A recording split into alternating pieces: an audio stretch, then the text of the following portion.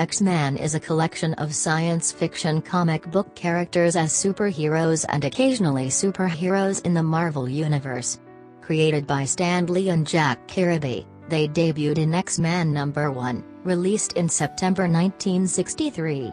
X-Man is a pseudo-mutation, a mystical superhuman ability to appear at or near puberty as a result of a sudden leap in evolution. In the stories, many ordinary people have a strong fear or distrust of mutations, often referred to as Homo super, which is widely regarded by many scientists as the next step in human evolution and is widely regarded as human civilization. Although X-Man is generally regarded as heroic under the auspices of Professor Charles Xavier, the antithesis is the evil fraternity ruled by Xavier's most distrustful Magneto. In 1988, Todd McFarlane teamed up with David Michael, the author of Marvel's The Amazing Spider-Man movie. Starting from Zone 298, changing the look of the McFarlane character, he looks like a spider with big eyes, a slender body, and integrated body language on a web swing, as well as making his websites look more detailed and unique. His interpretation will be imitated by many later Spider-Man artists and remains to this day. McFarlane also helped create the popular villain Venom. Director Sam Raimi came to McFarlane for the opening illustrations of the film Spider-Man 3. McFarlane's work on Spider-Man made him an industry superstar. The Dark Phoenix Saga is an X-Men story set in the fictional Marvel Comics universe, focusing on Jean Grey and the Phoenix Force, ending with Grey's death. It was written by Chris Claremont with art by Dave Cockrum and John Byrne. Sometimes it is divided into two parts, with the Phoenix Saga, X-Men, Volume 1, number 101-108, 1976-77.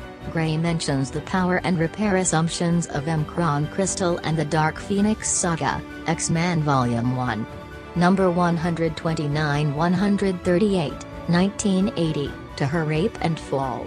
It is one of the most popular and intensely directed comedies and is widely regarded as a classic. Although it was eventually prevented by the combined strength of every superhero of the 30th century, including time travelers Supergirl and Superboy, the last smile he received when cursing Darkseid LSH was, "The clean thing from you must go first." The ruler of the apocalypse was good when lightning struck and abducted the Saturn Girls twins, and went on time with the child, turning him into the greatest enemy of the Legion, the dreaded Validus.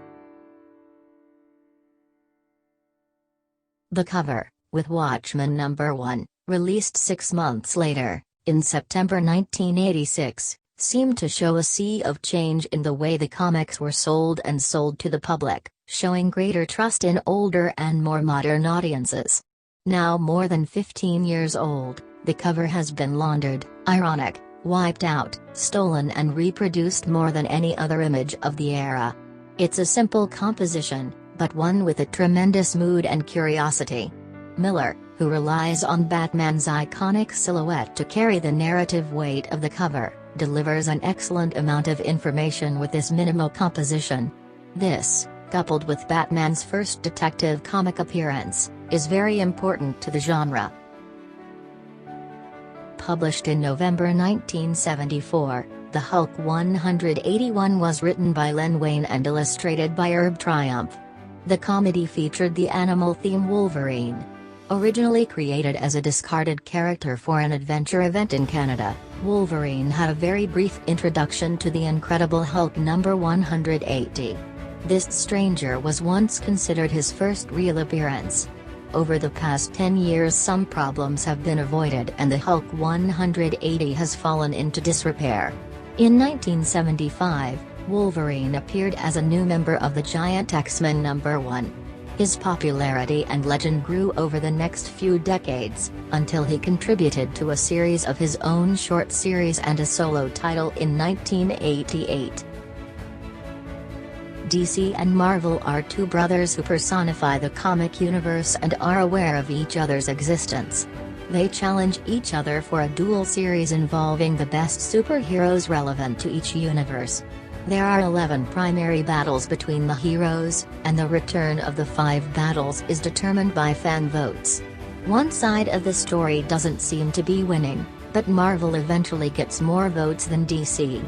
The brothers have temporarily created a new universe called the Amalgam Universe, which has been captured by combined versions of many heroes, such as DC's Batman and Marvel's Wolverine. The approach of an interdisciplinary traveler is ultimately able to restore the universes to their original and sound states. In 1997, Minari won the Comic Buyer's Guide Fan Award for Best Limited End Series. Comic served as a catalyst for DC Comics' cross-sectional event in 1993. The commercial paper version is the best-selling graphic novel ever. The plot of the story is as simple as its title. Superman fights an unstoppable killing machine called Doomsday on the streets of the metropolis. At the end of the fight, both fighters die from their injuries. Eventually, after the appearance of 4 new heroes instead of Superman, the Iron Man returns to his original position. With the release of number 15, August 1962, Amazing Adult Fantasy was renamed Amazing Fantasy and will be discontinued. With nothing to lose, publisher Martin Goodman agreed to allow Lee to introduce a new type of superhero, Spider-Man, a young man but not a partner. Everyone is skeptical, nervous and has money problems. Sales for Amazing Fantasy number 15 proved to be one of Marvel's top hits at the time, and The Amazing Spider-Man was soon launched to capitalize on the apparent popularity of the new character. Amazing Fantasy number 15, as the opening release of Marvel's most popular character, is one of the most important and valuable comic books in media history, among fans and collectors alike. Action Comics is an American comic book series introduced by Superman. After a few name changes, the company will become DC Comics.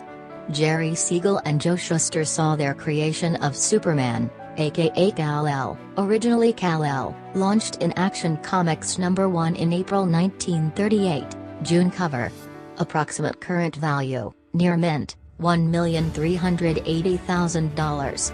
Superman permanently changed the medium of comic books and columns by formalizing a new fantasy subgenre,